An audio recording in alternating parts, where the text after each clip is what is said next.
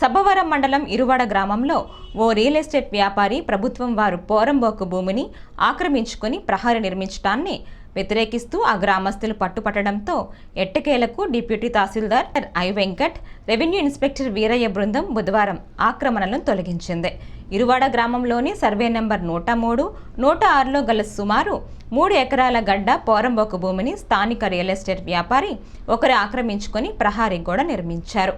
దీంతో విలువైన భూమిని ఆ వ్యాపారి ఆక్రమించుకోవటం వ్యతిరేకించిన గ్రామస్తులు బలిరెడ్డి అప్పారావు ఆధ్వర్యంలో మాజీ మంత్రి బండారు సత్యనారాయణమూర్తి, అప్పటి టీడీపీ నేత గండి రవికుమార్ల ఆధ్వర్యంలో ఆక్రమించి భూమిని పరిశీలించి తొలగించాల్సిందిగా మీడియా సమక్షంలో స్టేట్మెంట్లు ఇచ్చారు. ఇంతలో ఎన్నికలు రావటం, ఆ విధుల్లో సబ్బవరం తహసీల్దార్ కార్యాలయం ఉద్యోగులు బిజీగా ఉండటంతో ఆక్రమణలను తొలగించడంలో జాతీయం జరిగిందని అధికారులు మీడియాకు వివరించారు.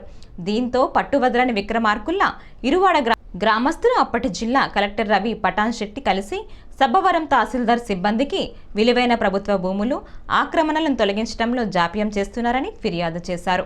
దీంతో అనకాపల్లి జిల్లా కలెక్టర్ బృందం డిప్యూటీ తహసీల్దార్ రియల్ ఎస్టేట్ వ్యాపారి ఆక్రమణలపై చర్యలు తీసుకోవాలని ఆదేశించడంతో బుధవారం ఎట్టకేలకు మండల సర్వేయర్ శ్రీనివాసరావు, ఆర్ఐ వీరయ్యలు, వీఆర్ఓలు, ఇతర సిబ్బంది సహాయంతో ఆక్రమణలను తొలగించారు.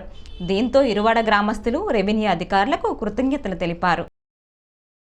79/3 అది కూడా ప్రభుత్వ భూమి అమ్మేస్తూ ఉంటే అక్కడ ఉన్నటువంటి వెనుకబడిన వర్గాల్లో ఎస్సీలు అడ్డుకుంటూ ఉంటే నిన్న ఈ దుర్గాప్రసాద్ అక్కడ ఇంకొక ఆయన్నాడు, చింతగడ్డ సర్పంచ్ కనకరాజు, ఇంటి పేరు నాకు గుర్తులేదు, గనిశెట్టి కనకరాజు. ఈ గనిశెట్టి కనకరాజు అన్ని వాళ్ళకి కూడా ఇంతకుముందు ఇంకొక సర్వే నెంబర్లో అసైన్మెంట్ అమ్మేస్తూ ఉంటే నేనే స్వయంగా జాయింట్ కలెక్టర్ గారికి కంప్లైంట్ చేసి ఒక 5 ఎకరాల చిల్లరే అమ్ముకుంటూ ఆపాను. ఓ పక్క ల్యాండ్ పూలింగ్లో కూడా నేషనల్ హైవే పక్కన మన నాలాటలు వెళ్ళి విజిట్ చేసిన తర్వాత ప్రభుత్వ భూమి గెద్దబాగుని ఆక్రమణలో ఎంఆర్ఓ చూపిస్తే పైగా ఎంఆర్ఓ ఆక్రమణదారులు ఏమంటున్నాడు, జాయింట్ కలెక్టర్ మా ఇంట్లో ఉంటుంది అంటున్నాడు. చెప్పాం జాయింట్ కలెక్టర్ గారితో, అమ్మ మీరు పలానా భూ కబ్జాదారు ఇంట్లో ఉన్నారట, మీరు తెలుసో తెలియక ఉన్నారో, మరి ఆయన భూ కబ్జాలు చేస్తున్నారు, మీ పేరు చెప్పాను చెప్పాం, మొహమాట లేకుండా చెప్పాం. మరి అక్రమం లేవట్టు ఆ గెడ్డవాగులో రోడ్డు వేయడం పెదగొల్లపాలెంలో, మరి ఎన్ని ఎంఆర్ఓ చెప్పినవే తెలిసినవే.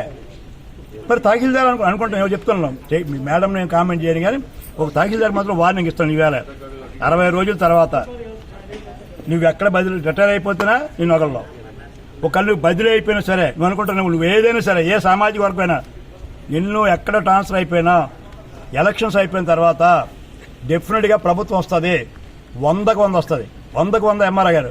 ప్రభుత్వం వచ్చిన తర్వాత బండారు సత్యనారాయణమూర్తి అనే వ్యక్తి తెలుగుదేశం పార్టీ అనే నాయకుల్ని ఇందుకు విడిచిపెడతావు అనుకోవద్దు. ఈ 15 రోజులు టైం ఇస్తున్నాను, నువ్వు ట్రాన్స్ఫర్ అవుతావు. కమిషన్ రూల్స్ ప్రకారంగా రేపు జనవరిలో అందరూ ట్రాన్స్ఫర్ చేస్తారు, ఈ జిల్లాలో ఉంచరు.